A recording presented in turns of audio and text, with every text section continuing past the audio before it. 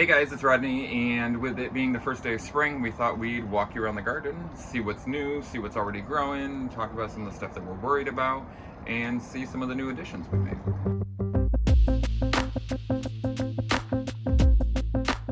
So, in this little boardwalk area, I guess, to our outdoor shower, we have kind of transformed this space where it used to be a stepstone walkway, and now it kind of has this little boardwalk moment. But what we've got in this bed is our root beer plant, our sedges, our oxalis, and some Rowelia. But this year we are a little worried about the root beer plant. We've only got 2 little babies sprouting so far. No, sorry, 3. There's one behind the tree randomly sprouting. We had like 7 or 8 last year, so I'm hoping they all come back because they're beautiful, awesome plants. Really good for cooking. If you cook fish, root beer plant is great. Oxalis, we transplanted a bunch of the oxalis from the front garden into the back garden bed this year. Kind of hoping that we've got the height of the root beer plant, the Japanese maple. This is the waterfall Japanese maple, hoping it becomes the focal with just a bunch of ground covers like the sedge and the oxalis. And then the new addition is some clover fern, which you can see some babies sprouting back there, hoping that those guys take off to a degree because they will likely take over the bed and it will just be clover fern one day in life, but you know, different day. In the shower area, the crossvine is now officially 3 years old. Does that sound right? 3 years old, I think. And it has grown, let's see, that would be almost 25 foot so far in the 3 years that it's been planted. But it did just bloom out, so you can see all the blooms falling, and as gorgeous as the blooms are on the plant, they are not as pretty on the ground, but it looks gorgeous and totally well worth the work. Finally got our ponytail palm outside. She is going on year 2 in this pot, so I'm hoping we can get another 2 to 3 years out of this size pot. Let it grow a much larger bulbous at the base so it doesn't get too tall, so it's got good balance. And then as we get out into our garden bed here, we did add the addition of a small rain tank, and that one's just a 55-gallon drum on this side, and it captures just maybe 12 feet of roof here. So it is collecting quite a bit of water. And from our rainfall the other night, it's about half full, so it's collecting quite a bit. At the bottom of our Texas ash, we're creating kind of a large swath of planting. We did transplant our Indian hawthorn into this bed and our Anacacho orchid from the front garden bed because, as you can see, she's not looking too happy. I don't think she was getting enough sun out there from the courtyard, so we moved her back here where she'll get a little bit more sun. We also have the root beer plant, and then we have a couple of types of elephant ears in this bed as well. That's the gigantic one, but she's kind of slow to grow, so we're hoping that we see her soon. Oh, and I transplanted the black dahlia into this bed as well, so she can grow a little bit because the salvia that we're about to see on the other side was totally eating her alive. 2 years ago? Last summer. Last summer. Never mind. Last summer. We did this whole bed. We moved to the agarita. That was probably at the end of its lifespan from the front garden bed from the previous owners to the back here. Really cool plant. It's got a leaf like a sharp edge, like a holly would, but it does shoot off a beautiful yellow bloom and a red berry, which is great for the birds. But she keeps growing about 2 inches and then dying off, so we might need to get a new one for her. Same with the Mediterranean fan palm. She doesn't love our winters, and our winters have been a little crazy lately. So we're not sure if she's really going to leaf out. Again, same thing. She keeps trying to shoot a leaf and then rotting off. She's either staying too wet, too cold, and then gets too dry in the summer. So she's trying. My pond cypress is looking beautiful though. In like 200 years, it's going to be a gorgeous tree. I don't know if we'll all see it, but it will be gorgeous. Greg's mist flower, hoping to take off with the Turk's cap out here. Awesome peach tree, which actually has some fruit this year. Yep, there it is. Mostly on this branch over here. We have to figure out a way to protect her because the squirrels are definitely going to steal our food. And then we added a Pride of Barbados for some cool color above the wall, so you can see that from the fire pit in the middle of summer. Verbena growing beautifully and has these awesome flowers. And there's like 4 more buds on that one too. And then the Jerusalem sage, she got transplanted from too shady of an area to more sun over here. She was by that bed over by the shower, not getting enough sun. she's not handling the stress of, moving very well. Not all of us like new experiences, she's included. And then this year, the Henry Dilberg salvia is its second year in this spot, so I'm really anticipating that to be full grown. And we already have buds on it, actually, so that's going to be gorgeous. The salvia gregae is already blooming out, and my poor black dahlia that I transplanted was getting eaten alive by her because she's doing so wonderful. So we moved her, and then the Mexican honeysuckle, we stole some of that from the front garden bed from the previous owners and transplanted it there, so that's going to take up that whole center space. And then our grasses are all miscanthus grass, and they're starting to really flush out. And the gopher plant did wonderful this year, and so I actually chopped her into pieces and transplanted it to create a border planting all on the back side of the fire pit here, just so we can have a little bit more of kind of a block planting in that space to simplify it, because someone went a little crazy with putting plants in that garden bed. And our lantanas are all leafing out. This is, I believe, the Dallas Red, and then the Texas lantana I forgot about when I put the Jerusalem sage in here, which kind of is the theme to a lot of our garden. I forget where things are, and then I put more in. And then I also dropped Pride of Barbados over here, a little baby one, because these two bamboo, ever since we put them in like 5 years ago now, these last two just don't thrive. They just kind of survive here. So they're hanging out.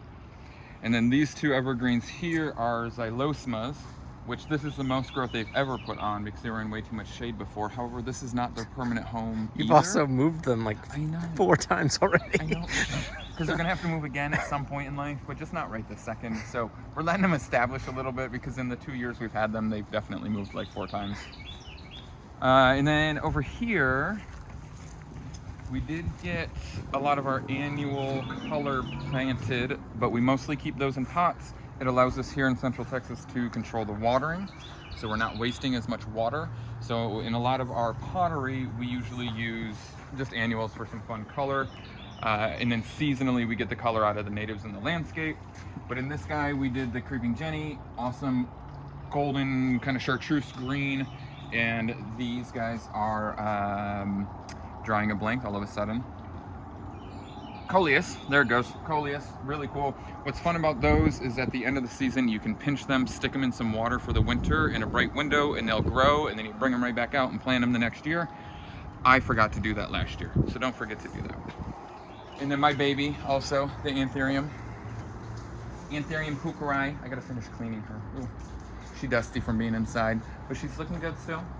And then up here, because we've got the shade, this is the structural shade. It's just kind of a bright shade, so this is where we'll use the Sansevierias or the snake plants on either side.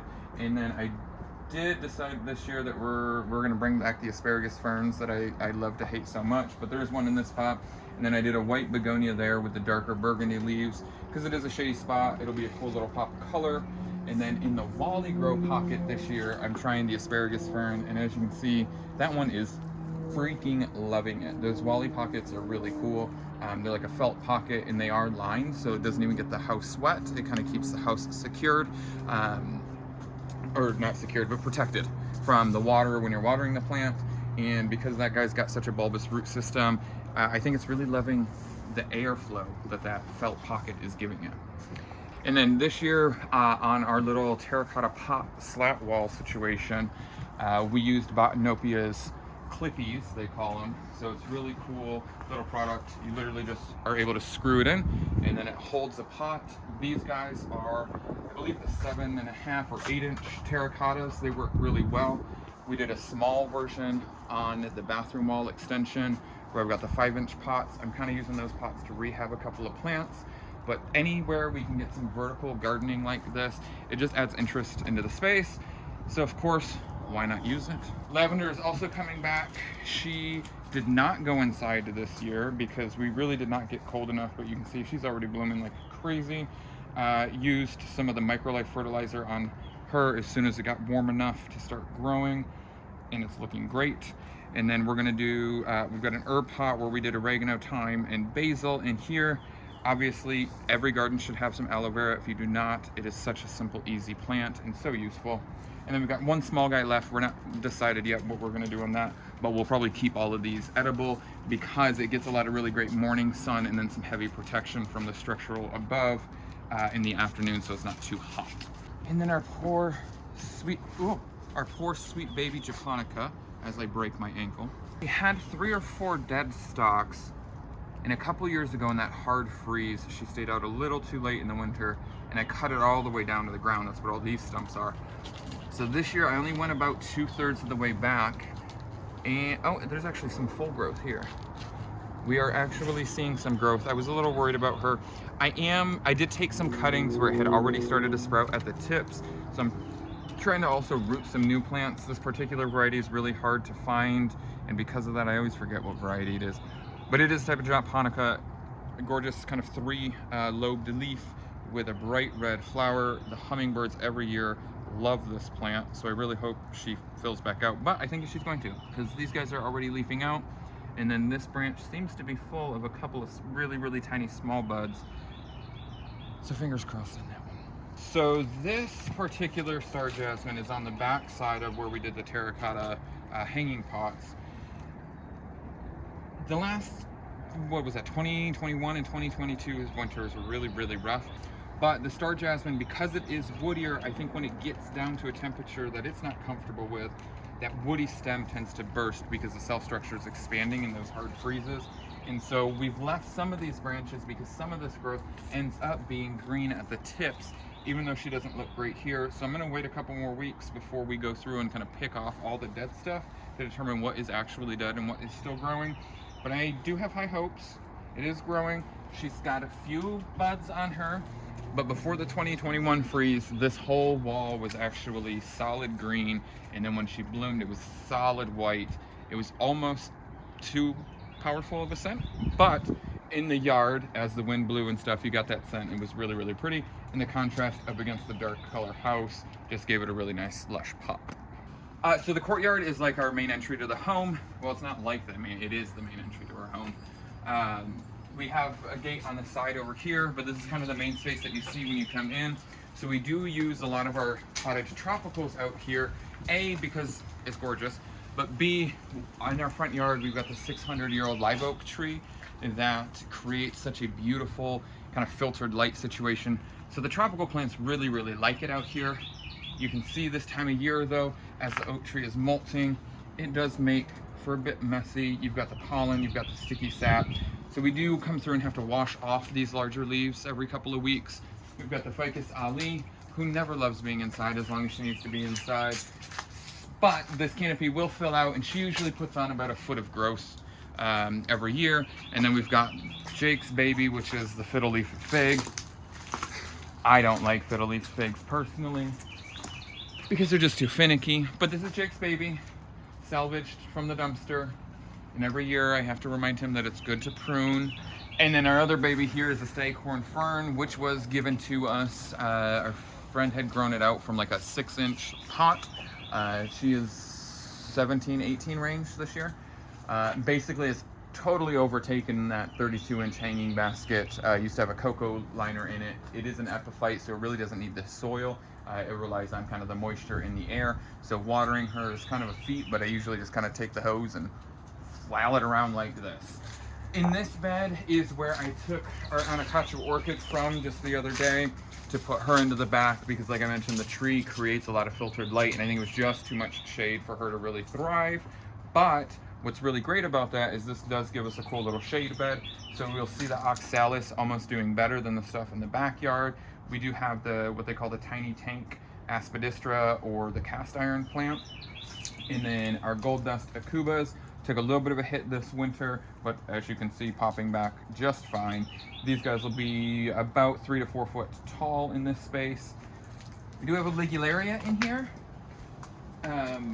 Very sensitive plants as well. Kind of coming back. We'll see. We're kind of watching her. You can see she's got some bug damage, so I did do a neem drench recently. But there's a little bit of growth around, so I'm hoping that we'll see a little bit more growth from her this year. And then we do have a few of the dwarf ruellia, also took a little bit of a beating.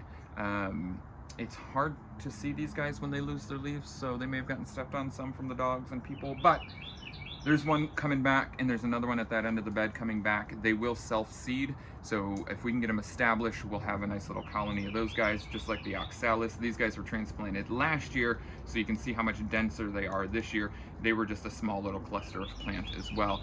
But they give a lot of really cool color, and then they've got a really light purple flower like this batch down here that's already blooming. Just a dainty little bloom, but it's cute as hell. You can't beat it. Nothing else blooms like that. And then the holly fern, we were also really worried about. We did have kind of a triangle of 3, but there's only 2 left now, so we'll see how these guys do. This is all new growth this season already, so I'm hoping to see a little bit more.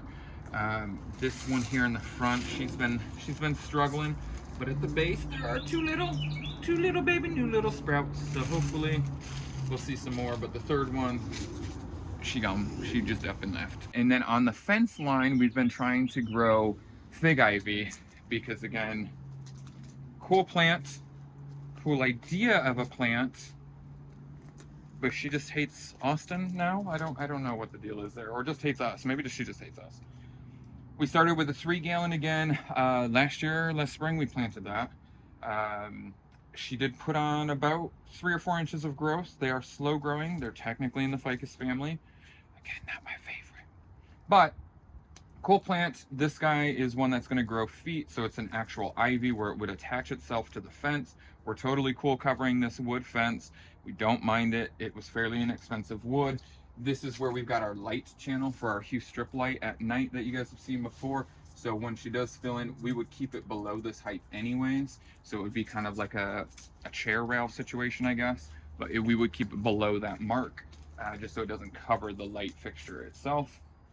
But we do need to get her established. And you can see she's got like 3 leaves. She's trying. But, you know, just like the rest of us, she might be surviving, just not thriving.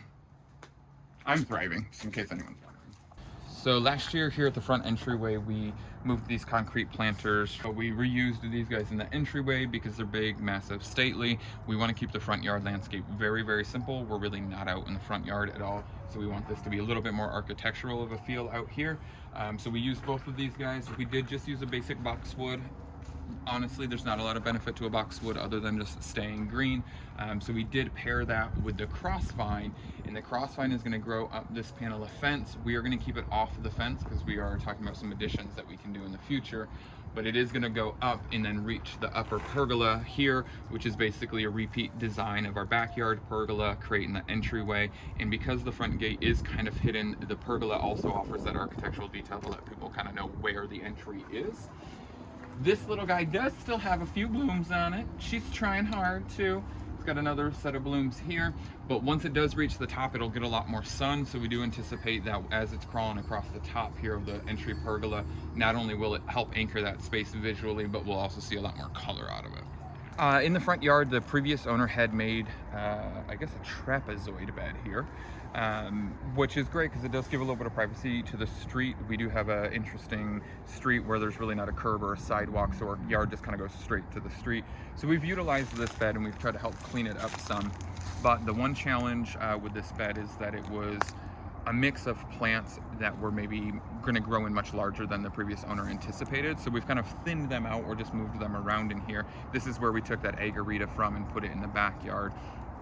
But in this bed, they also started some of the Mexican petunia or ruelia. This is not going to be the dwarf type. This is the bigger guy. This is like a 3 to 4 foot variety, as well as the Mexican honeysuckle. This is where we stole a cluster to put over by the fire pit.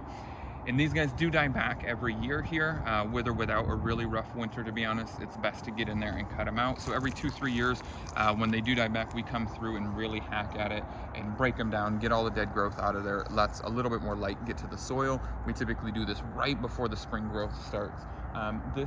This year, Jake took the lawnmower to them, which is fine. It's not, I mean, it worked. They're still here, they're grown back. It's not a very woody dead growth. It's kind of an herbaceous, so it's kind of a soft texture. You can also use something like a weed eater. I typically just use our long 18-inch shears manually. So any method works. You just don't want to disturb the roots too much unless you're doing something like an aeration with a pitchfork. But yeah, every 2-3 years, we typically make sure we cut them down real low to the ground. That lets a little bit more light come into the soil and give them a healthier growth or a healthier start. We are probably on about week 3, maybe, of seeing this new growth, maybe about 2 weeks to 3 weeks. But the Mexican honeysuckle is a great plant. It blooms later, so it is giving the bees and mostly the hummingbirds and a kind of nectar source, if you will, or food source in that way. But it also will grow in so dense that you won't be able to see the street anymore. So from where we're standing, these guys will get about chest high for me and really fill out this whole entire space. But in the winter, it does go bare. So as we're building and developing this, we want to mix in a couple more evergreens just to offer some balance into this landscape. We've got our Texas sage. This is again planted from the previous homeowner. I imagine when this was planted, it had a lot more sun up here, but as this oak tree has really filled out over the last few years, I think this is getting a little too much shade now, so we might try to see about transplanting her, maybe not. Again, also I think she's getting close to the end of her life cycle. This has got to be at least 10 to 15 years old at this point, so we'll see if it's gonna handle a transplant or not. Oh, the mailbox. The stuff in the mailbox did not come back. If you guys saw that project, the only thing that survived were our 2 yuccas in there. So we are gonna have to transplant some stuff in there just to give us a little bit of spill and a little fuller look. But yeah, we're gonna try to do a couple of these videos, maybe weekly, maybe every 2 weeks, to kind of check out the garden, see what's growing, see what's working, see what's not working. But definitely check out some of the products like the Microlife fertilizers, the really awesome product. Wally Grow's got some really cool products, and like I said, Botanopia for those little clippies, for those terracotta pots, offers the same thing, getting that vertical use, any small space, honestly, even like our patio, it gives you a little bit more interest in the space. So we'll see you guys soon.